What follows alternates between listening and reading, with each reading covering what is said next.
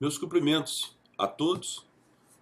Quero agradecer o convite da organização, da coordenação, para poder participar de um evento de tão nobre envergadura como é o CONAN, um evento específico na área de força, na área de treinamento de musculação, que desta vez estou tendo a oportunidade de bater um papo com vocês, falar sobre educação física, falar sobre esporte e principalmente falar sobre o treinamento da força no esporte, o que nós chamamos de força especial no esporte.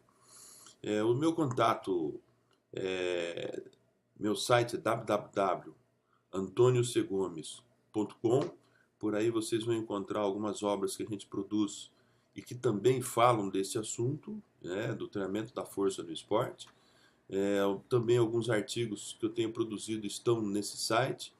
E nesse site vocês encontrarão o site da Sport Training, que é a nossa empresa há mais de 20 anos, onde a gente tem procurado manter o contato com o profissional de educação física, o professor, o acadêmico, o pesquisador, de tal maneira que o nosso objetivo é sempre estar fomentando essa questão do esporte, essa questão da educação física e do fitness. Fomentando, que eu me refiro, fomentando a área científica, né? Ou tentando fazer essa ponte entre a área científica e a nossa prática, que às vezes é tão difícil, né? Você fazer essa relação. Ou os estudos estão num campo eminentemente teórico, ou às vezes ele é eminentemente empírico no campo prático. Então, o nosso objetivo, desde que nós determinamos e selecionamos essa para poder trabalhar, foi sempre de estar fazendo essa relação, essa ponte entre a teoria e a prática, né? E assim, de certa maneira, tentando fazer ciência na prática o tempo todo, diminuindo esse erro na preparação dos nossos atletas, com o objetivo de melhorar a performance e ter performance de mais qualidade. Bem, gente, falar, obviamente, de um tema tão amplo como esse durante uma conferência dessa é bastante difícil. Então, nós precisamos apontar alguns pontos, né, importantes sobre o que é o treinamento de força especial e de que maneira operar o treinamento da força especial. Eu estava há pouco até com essa revista na mão, né, onde temos aqui o Thiago, o nosso campeão e agora recordista olímpico do salto com vara, e a gente tem tido a experiência, a oportunidade de acompanhar o treinamento do salto com vara do Thiago, de palpitar, de discutir, de aprender, né, um pouco, porque a gente aprende a cada dia na prática. E aqui está um exemplo assim, muito é, puro do que significa preparação da força especial no esporte e que tem levado atletas aí a resultados extraordinários. Bom, primeiro, quando nós falamos do treinamento da força no esporte, nós precisamos entender um processo muito simples. A força é muito importante no esporte, né? É uma capacidade motora importantíssima na prática de qualquer modalidade esportiva. Seja as modalidades de resistência, seja as modalidades de potência, né? Ou seja, as modalidades aeróbias, anaeróbias aláticas, anaeróbicas láticas, seja no esporte cíclico, na essência do movimento, né? Uma única unidade do movimento, ou seja, os esportes acíclicos, né? Os que ocorrem com mudança de direção, com mudança de movimentos, com movimentos rápidos em segmentos corporais diferentes e etc. A força ela é de fundamental importância. Por outro lado, o que o treinador ou o preparador físico precisa estar atento é que a força ocupa o seu papel importante, mas ela sozinha também não resolve o problema. Os esportes, de uma forma geral, e aí se nós colocarmos principalmente os esportes dinâmicos, como o basquetebol, como a canoagem, como o atletismo, né, o remo, a ginástica acrobática, a ginástica artística, nós estamos falando de esportes de muito movimento. Primeiro. Segundo, não só de muito movimento no sentido de repetições volumosas, mas também estamos falando de esportes de movimentos muito diferentes. Por outro lado, independente de como ele se caracteriza, a capacidade de velocidade ela é fundamental na prática esportiva. Então nós começamos a falar de um segmento importante.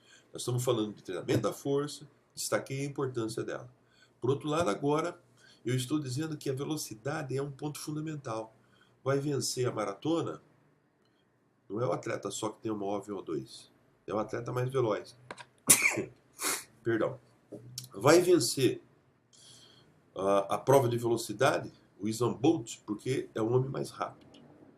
Vai vencer, e nós estamos falando nesse momento de equipes e atletas do mesmo nível, vai vencer o jogo de voleibol uma equipe mais rápida, mais potente. Quando eu digo velocidade, estou falando de velocidade de movimento, né? Onde inclui a rapidez e a velocidade, ou seja, movimentos mais isolados ou movimentos continuados. Nós estamos falando na essência da potência do movimento, estamos falando em velocidade. Perdão. Bom, sendo assim, todo treinamento de força deve direcionar para a velocidade. Ou seja, o treinamento de força precisa otimizar velocidade de movimento. E essa velocidade de movimento precisa ser otimizada, sustentada em uma via metabólica que dê o suporte à prática daquela modalidade. Por exemplo, estamos falando de treinamento de força no triatlon. Então nós estamos falando de treinamento de força que deve otimizar a velocidade para o triatlo. Então a velocidade do triatlo não dura 5 segundos, nem 10 segundos. A velocidade do triatlo demora um tempo maior. 20 minutos, 30 minutos, 40 minutos, 1 hora, dependendo da distância da prova. Então nós estamos falando em velocidade otimizada para o triatlo. Consequentemente, nós estamos falando em ganhar força para melhorar a velocidade, né? E essa velocidade precisa ser sustentada no sistema metabólico que permita esse triatleta prolongar essa velocidade até muito próximo ao final da sua prova, da sua competição. E assim sucessivamente. O jogador de basquetebol, o jogador de futsal precisa de força e essa força precisa melhorar a velocidade e ao mesmo tempo precisa do credenciamento funcional metabólico para que ele se estenda durante a partida toda, tenha resistência para suportar a partida toda com alta potência, com alta velocidade. Então é um complexo de fator, porque nesse momento falei da força, falei da velocidade e da necessidade de se ter resistência. Aí, obviamente, que a capacidade de coordenação, que está envolvida nesse momento do alto rendimento, com a técnica especializada, né, com o domínio da técnica dos movimentos, o domínio da técnica de um gesto lá na ginástica acrobática, sem dúvida nenhuma, da harmonia lá no nado sincronizado, né, e da harmonia dos movimentos que precisam ser realizados numa partida de basquetebol. Quer dizer, movimentos diferentes a cada momento. E diferentes e rápidos, né? Diferentes, rápidos e amplos. Diferentes, rápidos, amplos e com economia, né? Para que ele consiga realizar essa excelência de movimento durante todo o tempo. Com esse bate-papo, isso nos chama a atenção da forma com que o sistema contemporâneo pratica o treinamento de força. Quando eu digo sistema contemporâneo, eu estou falando, evidentemente, das metodologias que nós temos à disposição, que estão todas fundamentadas cientificamente, obviamente, né? Foram estudadas pelos autores, foram experimentadas pelos autores e os resultados aconteceram. Por exemplo, quando nós falamos no experimento científico e que o nosso negócio é melhorar a resistência de força, então nós estamos falando em realizar atividades, né? Levantar peso, correr, saltar, enfim, lançar bolas de beach-ball, fazer atividades de força com pouca carga, com muita repetição, com intervalos curtos, né? E dessa maneira manter-se o regime de trabalho, manter-se o trabalho no regime aeróbico. Então a ideia é que a gente melhore esse componente. Por outro lado, quando nós temos o objetivo de melhorar a força propriamente dita, ou seja, melhorar a minha capacidade de recrutar fibra muscular, hipertrofiar a fibra muscular, nós estamos falando em trabalhos que nós realizamos, então, com uma carga mais alta, muito próximo do meu 100%, 80%, 85%, 90%, 95%, com pouca repetição, né? E poucas séries, intervalos longos entre a execução dessas séries. Então aí o objetivo é melhorar o meu potencial de força absoluta, vamos chamar assim, né? De força máxima. E quando eu quero melhorar a velocidade, obviamente eu vou buscar um peso intermediário entre essas cargas aí de resistência e as cargas de força máxima. Vou buscar uma carga mais leve, por volta de seus 60%, 70%, e vou trabalhar muito rápido, muito veloz, e aí essas séries já se estendem um pouco mais, e os intervalos também têm seu significado no processo da recuperação.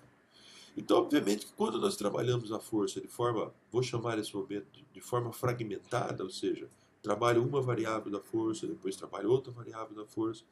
Naquele momento que eu trabalhei a resistência, eu melhorei a resistência. No momento que eu trabalhei a força máxima, melhorei a força máxima. E assim sucessivamente. Se eu trabalhar a força explosiva, vou melhorar a força explosiva. Sem dúvida nenhuma, essas melhoras vão ocorrer de uma forma mais isolada no processo do treino. Normalmente eu levo algum período, um mês, 2, 3 meses, para chegar numa ótima especialização, ou seja, num ponto ótimo de melhora daquela capacidade que eu estou trabalhando. Então, lá no início do ano, se eu trabalhei a resistência de força, obviamente que lá em outubro, novembro, esse componente de resistência de força já poderá não ser mais significativo, porque eu deixei de trabalhar essa resistência de força para trabalhar outros componentes. Então, quando nós falamos em força especial, a gente não está falando nesse momento mais em separar o ser comportamental nessa sequência pedagógica que a literatura coloca, de uma forma geral. Coloca certo, coloca de forma muito correta. Por quê? Tudo aquilo que nós estimulamos naquele momento é o que nós adaptamos. Agora, eu sempre cito o seguinte exemplo. Um atleta, por exemplo, lá no basquetebol, lá no handball, modalidades coletivas, por exemplo, isso se estende aos jogos, por exemplo, aos esportes de combate. No momento em que ele vai para o combate, ou no momento em que ele vai para um jogo, uma partida de basquetebol, de handball, de futebol, de futsal, né? O corpo desse indivíduo ele é requisitado de uma forma um pouco mais multifactorial. Ele não é requisitado em apenas um dos aspectos da força. Ele é requisitado de forma muito veloz, ou seja, nós estamos falando da força rápida, da força potente, nesses esportes que eu citei aí. Mas também ele exige um componente de resistência bastante significativo. E para que eu possa ter um alto nível de potência muscular, otimizado para aquele tipo de modalidade, eu preciso ter uma capacidade de recrutar fibra muscular também significativa. Então a gente costuma dizer o seguinte: nós precisamos de manifestações das forças, resistência, a máxima e a rápida força explosiva. Nós precisamos dessas manifestações acontecendo ao mesmo tempo de forma ótima. Não é de forma máxima, não é de forma mínima, mas de forma ótima para que essa modalidade, para que esse atleta responda de forma significativa a esses requisitos físicos do esporte. Se nós estamos falando, por exemplo, de uma força, de um esporte de longa duração, de resistência, não podemos tirar nunca o olho da velocidade do movimento. Claro que é uma velocidade, um potencial mais baixo do que jogar um basquetebol, do que correr 400 metros lá no atletismo, mas trata-se também de um esporte que requer velocidade. Ao mesmo tempo, a pitada de resistência, ou seja, o requisito da resistência é bastante significativo.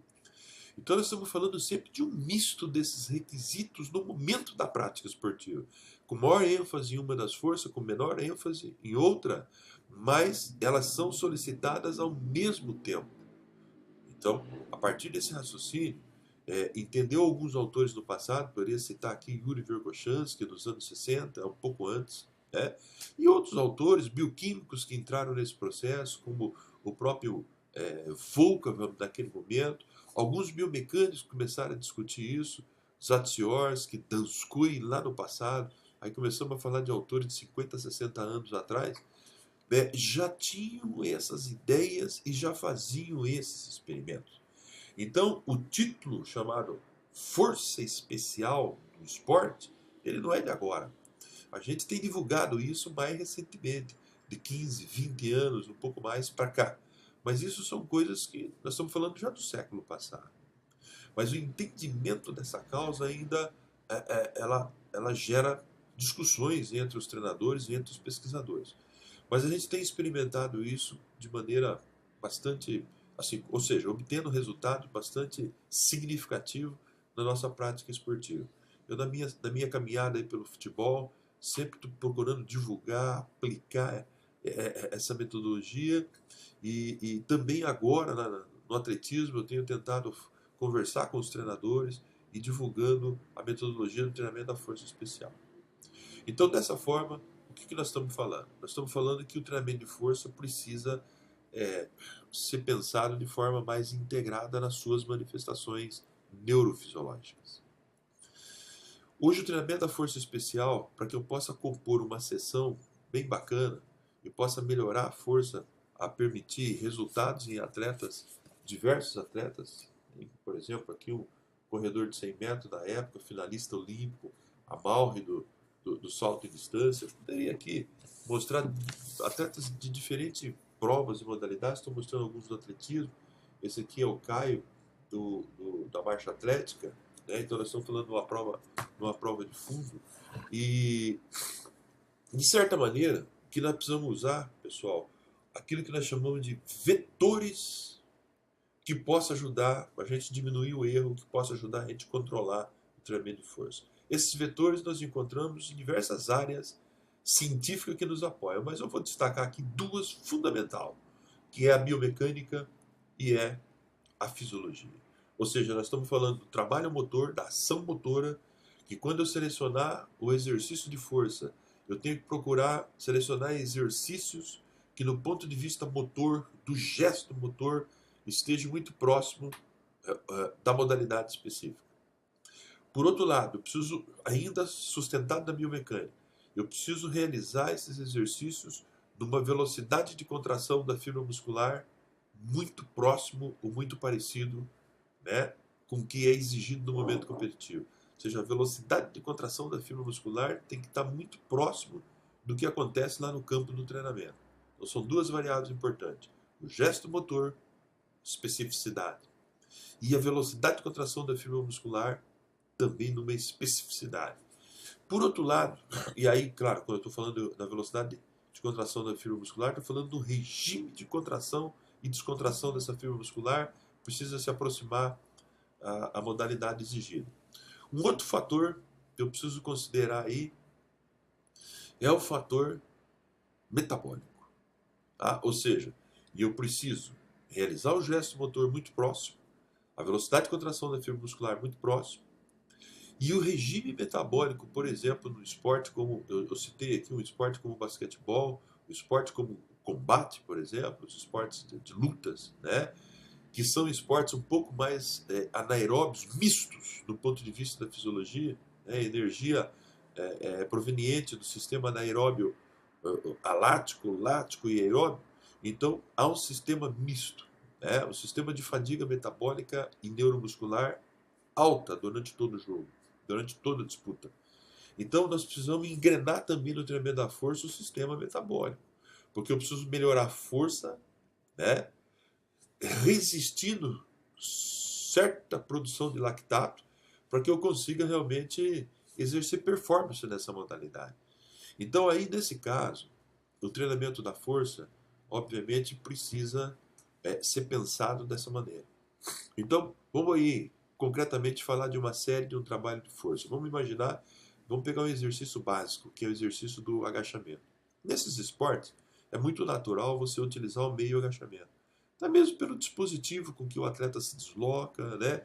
Uma flexão de perna para correr, para se deslocar, freio, acelerações, acelerações e freios, ou seja, desacelerações, acelerações, movimentos de rapidez de membros, movimentos de frequência de movimentos curtos, né? 5, 10 segundos, 2 segundos, 3 segundos, mas repetido com muita frequência, com pausas que variam muito e às vezes muito curtas, que desencadeiam um processo de fadiga metabólica e neuromuscular muito grande.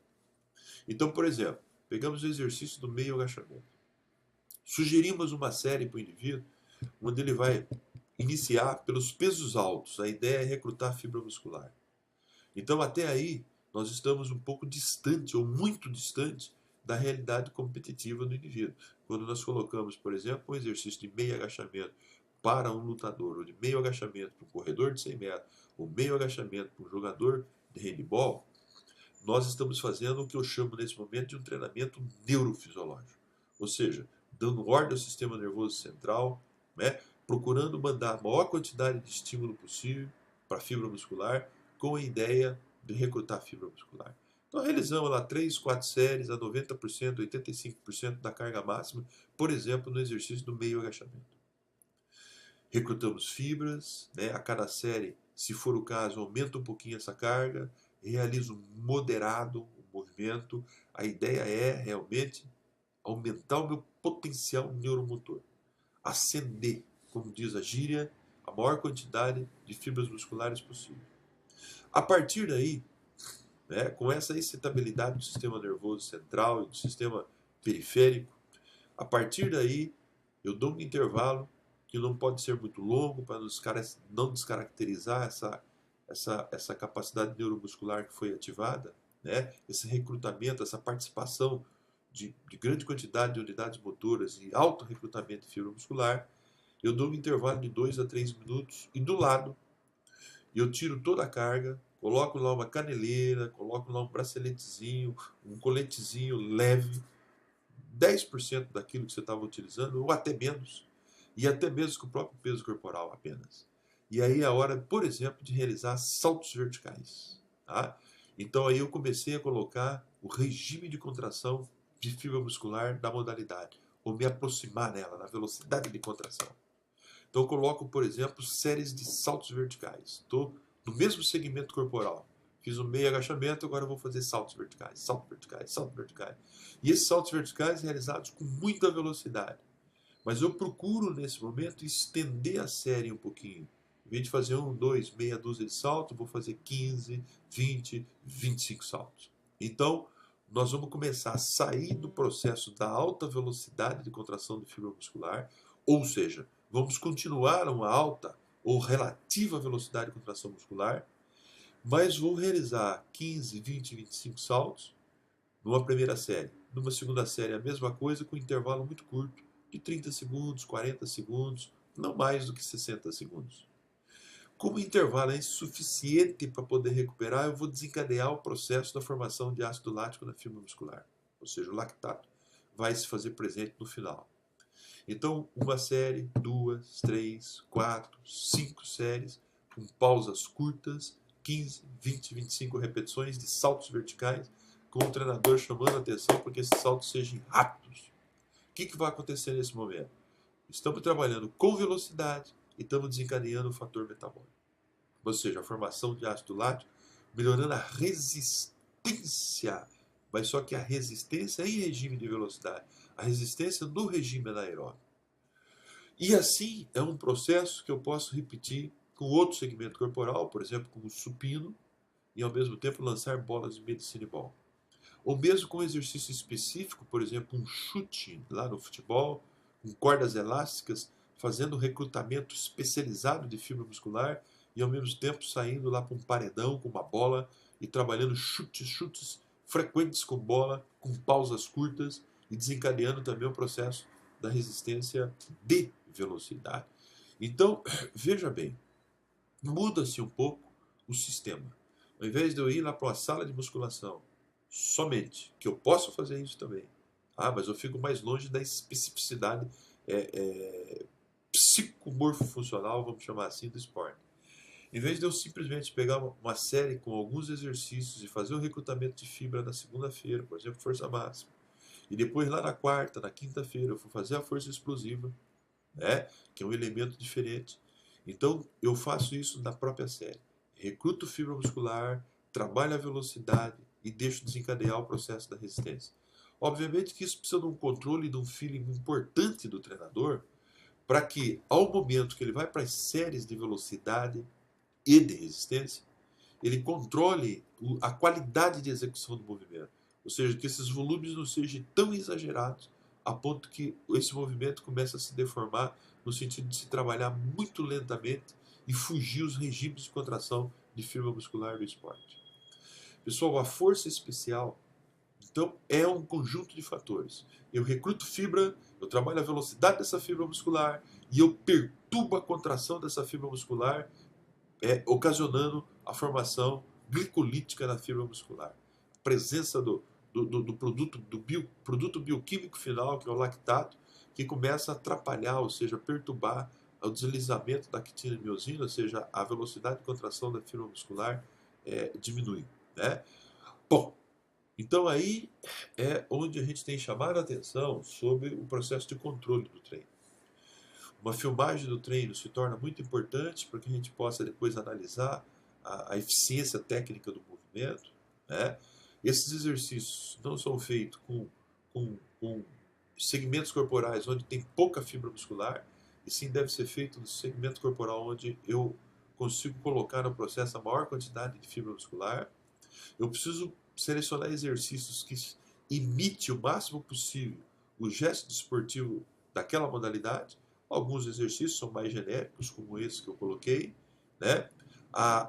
Citei o caso do agachamento, do meio agachamento. Eu posso sair dele e fazer um salto vertical, posso sair dele e fazer um salto horizontal, eu posso sair desse exercício e fazer um exercício a fundo, enfim. Eu preciso otimizar as fibras musculares que eu aumentei o recrutamento quando eu trabalhei com cargas altas. Dessa forma, nós estamos falando em força especial. Poxa, as perguntas que surgem aqui é o seguinte: mas olha, eu posso preceder o período ou o bloco de treinamento de força especial? Antes disso, eu posso preceder com o treinamento da força contemporânea? Ou seja, fortalecer a musculatura, né? Para antes de começar a fazer o treinamento da força especial. Posso e devo. Então, o treinamento da força especial, ele deve vir sempre depois que eu passo por um processo de fortalecimento muscular. E o fortalecimento muscular, ele não tem muito direcionamento para a modalidade.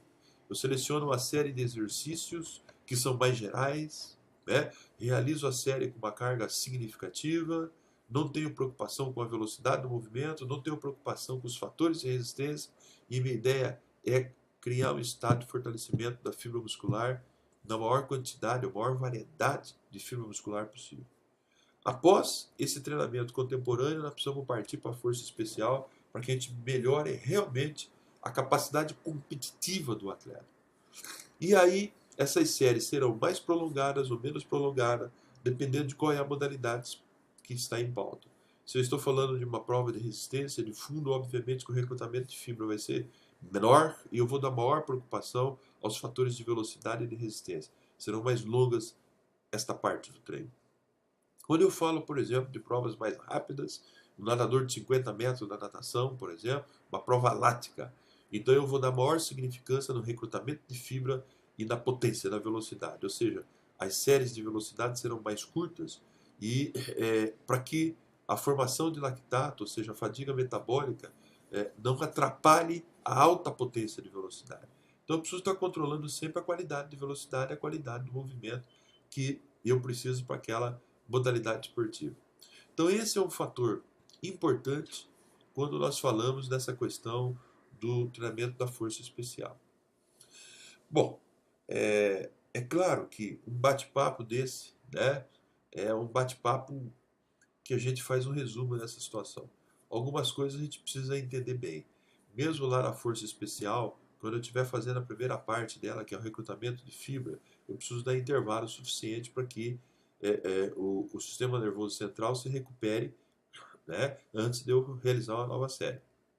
Intervalos, conforme a literatura coloca, 2, 3 minutos, pouco menos, pouco mais. Por outro lado, quando eu entro na segunda parte de velocidade, eu tenho que olhar bem a qualidade que está acontecendo nessa velocidade e controlar ela a cada série. Para que, se perceber que a velocidade cai muito, a velocidade de contração da fibra muscular cai muito com relação às velocidades exigidas do esporte, então eu preciso fazer um controle mais significativo desse volume de treino. Né?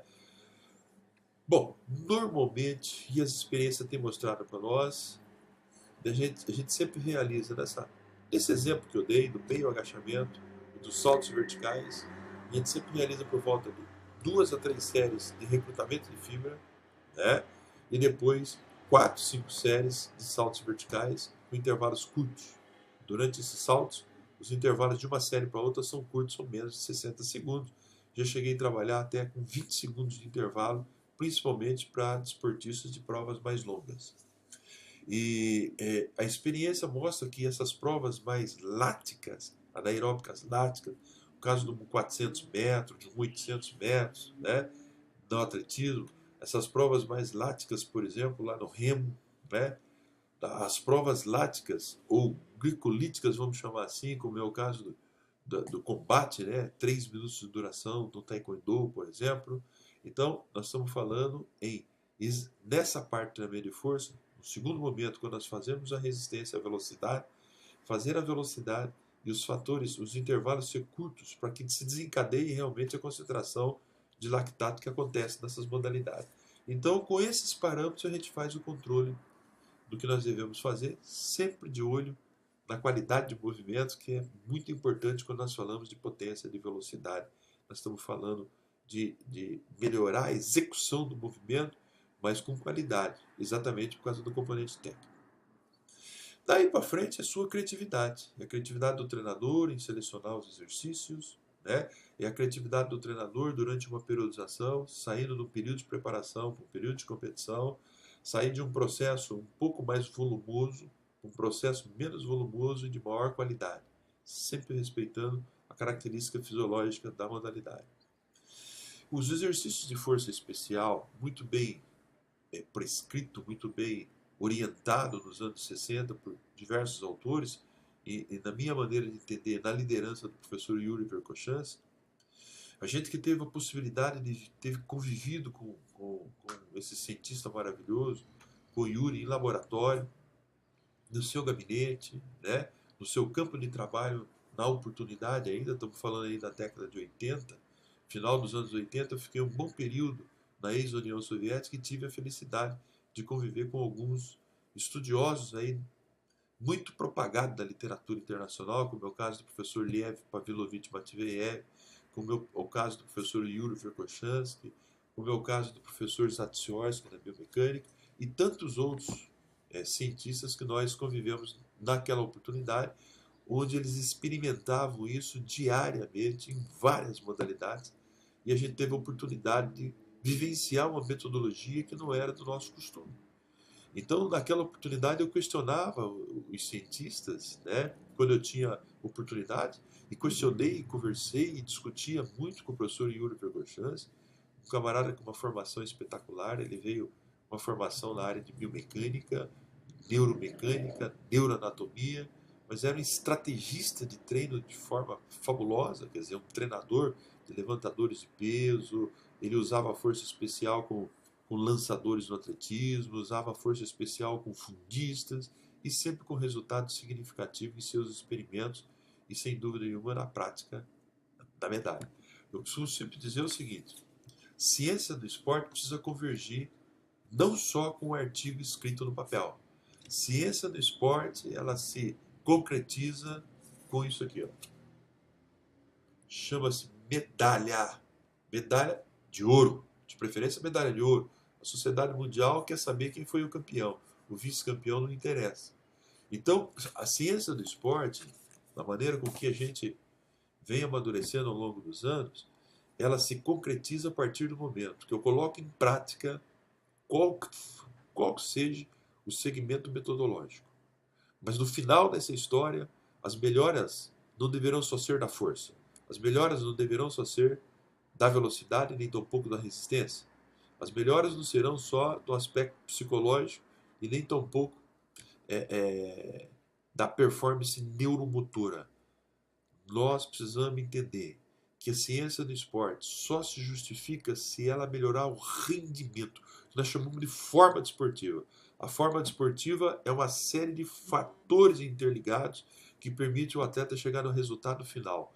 Melhorar o ritmo da sua prova, melhorar a distância do seu salto, melhorar a força, a potência do lançamento lá no handball, melhorar seu salto vertical e sua performance de deslocamento, por exemplo, lá no basquetebol, e assim sucessivamente. Se o sistema de treinamento não propiciar a melhora do resultado final do esporte, que é meter mais bola na cesta, que é fazer mais gol lá no futebol, né? Que é correr mais rápido, que é correr mais potente, que é melhorar o tempo, sair dos seus 10 segundos para os seus 9 segundos e 8 centésimos lá no 100 metros, nadar mais rápido, Se não convergir com o resultado desportivo, a ciência está sob júdice. É por isso que no esporte, eu sempre costumo dizer que no esporte vai ter sempre uma pitada muito grande de empirismo, né? Porque a ciência ela não consegue explicar totalmente o resultado desportivo. O que os estudiosos fazem, pessoal, é manipular o sistema de treinamento de tal forma a diminuir o erro, acertar mais do que errar, né? Com aquele talento desportivo que você tem na mão, para que o resultado desportivo aconteça a contento e no período, né? Na fase sensível de desenvolvimento, no período correto. Agora, nos últimos Jogos Olímpicos, nós verificamos os finalistas do mundo todo, os finalistas das provas dos esportes individuais, como a natação, o atletismo e outras modalidades. A gente verificou que a média de idade desses atletas finalistas estão por volta de 25 anos, 25 anos e meio aproximadamente. Ou seja, a grande parte deles, mais de 85% deles, chegam à alta performance numa faixa de idade que varia entre 21, 22 a 25, 27 anos. Obviamente tem um desvio padrão para menos e tem um desvio padrão pequeno para mais, mas mais de 85% deles estão aí. Significa que um indivíduo desse que começa seu processo de preparação lá na escola, né? Então nós estamos falando que ele inicia aos 6, 7 anos, de certa maneira, né? Tendo contato com o esporte. Então até chegar esse início de performance aos 20, 22 anos de idade, nós estamos falando de 12, 13 anos de preparação. Precisamos ter muita calma. Então a força especial não é para iniciação desportiva. A força especial não é para o atleta ainda que está nos seus 2, 3 primeiros anos de trabalho. Mas a força especial já é para o atleta confirmado, o atleta que já tem uma resistência psicológica para resistir à alta fadiga neuromuscular, que ela é dolorida, ela é dura no processo do treino. Então é para ser utilizado com atletas realmente já mais avançados, né? Por isso que se chama força especial. Antes disso, a força geral tem a sua significância no processo do treinamento. Bem, pessoal, esse bate-papo que eu queria ter com vocês, estamos aí praticamente 40 minutos conversando. Vocês perceberam que eu me emociono quando eu falo treinamento esportivo e às vezes falo rápido, né? Mas eu espero ter chamado a atenção. Muitas dúvidas vão surgir, eu fico à disposição. Entra aí no meu site, tá? Mais www.sporttraining.com.br. Tem o e-mail, vocês mandam os e-mails, vou responder com a maior satisfação possível. Aí também no meu site a gente fala dos eventos que a gente participa durante a temporada, que a gente tem promovido. E estamos juntos, tá? Estou ficando mais frequentemente na cidade de São Paulo e podemos nos encontrar, podemos conversar, não só nos eventos, mas também será um prazer conversar a qualquer momento com você sobre o treinamento da força ou sobre a preparação física especial no esporte. Então, desejo muito trabalho para todos, né? Principalmente no ano que está por vir aí, 2017, começando um ciclo para quem trabalha no esporte, começando um ciclo aí incrível para os Jogos Olímpicos do Japão, e eu espero que o Brasil sempre esteja melhorando e que o Brasil prospere nos próximos Jogos Olímpicos com esse impulso que tivemos no ano de 2016. Sendo assim, eu termino esse bate-papo com vocês, desejando muita sorte a todos. Foi um prazer, viu? Sucesso!